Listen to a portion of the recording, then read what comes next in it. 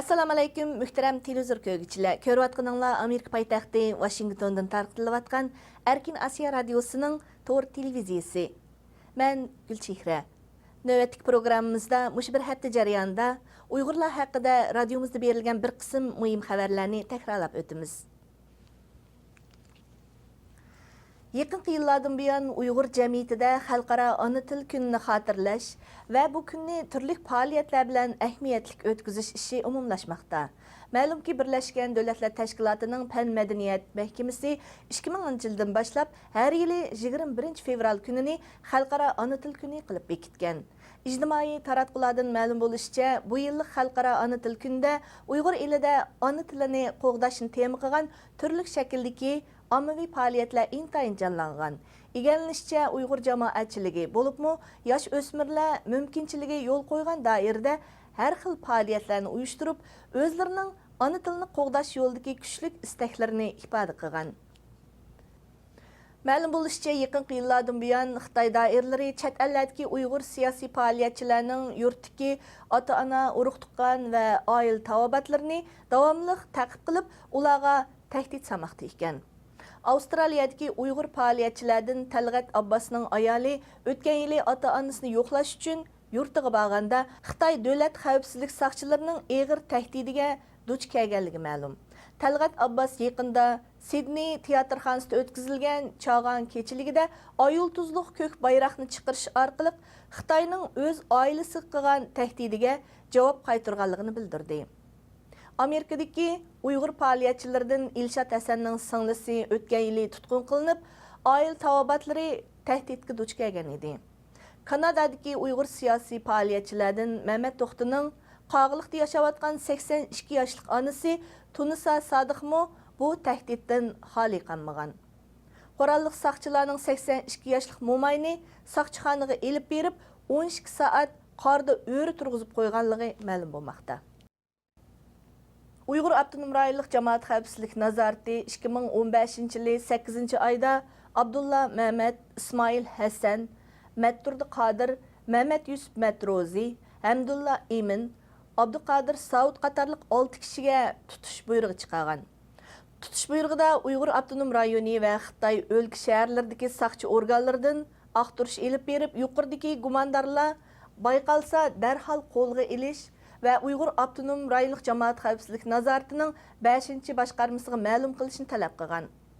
Radiomiz ularning izdi erkin surishtirib soqchixonalardan uchur elishga tirishgan bo'lsa-mu, ammo hech kim ularning oqibati haqida uchur berolmadi. Dunyo Uyg'ur qurultayining bosh kotibi Nurmuhammad Musabay bu haqda inkos qaytirib, Xitoy adliya sistemasini ochiq-oshkor bo'lishga chaqirdi. Egallanishicha, 2015-yili yoz faslida Kalpinda elib berilgan qonunsiz diniy faoliyatlarga zarba berish nomidagi tutqun harakatida diniy e'tiqodi kuchli chet ellarda urug' tuqqanlari bor oilalarning nishon qilinganligi ma'lum bo'lmoqda. Kalpinning Yurtchi, Gazlik, Ochal yezlaridagi soqchixonalar bu haqda radiomizning savollariga javob berishni rad qildi. Albuki, Kalpindagi yerlik aholilarning bu haqdagi inkoslari yuqorqi ahvolning rostligini tasdiqlamoqda. Muajiratdagi Uyg'ur faoliyatchilari bu haqda to'xtalib, Xitoy doiralarining navbatda chet ellardagi Uyg'ur faoliyatchilarining Kalpindagi urug' tuqqanlarga har xil vositalarni qo'llanib, tahdid selayotganligini bildirdi. 2015-yilning fevral oylarida radiomiz va dunyodagi bir qancha cho'ng taratqular Afg'oniston doiralarining o'z tavalligiga turayotgan 10 necha Uyg'urni tutqun qilib, Xitoyga topshirib berganligi haqida xabar bergan edi. Afg'on doiralarining o'z tavalligida savdo tijorat bilan shug'ullanayotgan Uyg'ur muhojirlar va ularning bola chaqalarini tutqun qilishi hamda ularni Xitoyga qaytarib berishi ayni chog'da dunyo jamoatchiligining kuchli diqqatini qo'zg'agan edi. Halbuki Afg'onistonning Washingtondagi elchixonasi radiomizning bu haqdagi savollarini javobsiz qo'ydi. Yaqinda Afg'onistonlik 2 nafar shohid radiomiz ziyoratini qabul qilib, o'tgan yili Afg'oniston doiralari tomonidan tutqun qilinib, Xitoyga qaytarib berilgan 24 nafar Uyg'ur haqida tafsiliy ma'lumot berdi.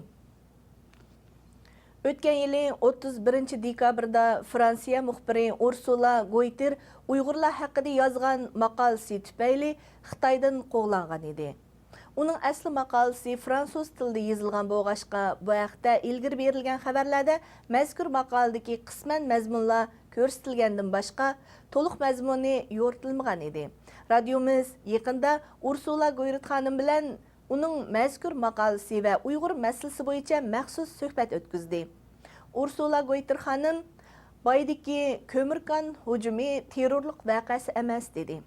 U yana terrorlik atalg'usi va uning Xitoyda tatbiqlanishi, Uyg'urlar va Xitoy vaziyati, shundaqla o'zining Xitoydan qo'g'lanishining oldi keyindagi voqealar haqida fikr bayon qildi.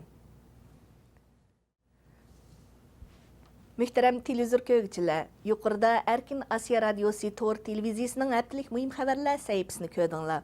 Kelar hafta ko'rishaylik. Xayr xo'sh.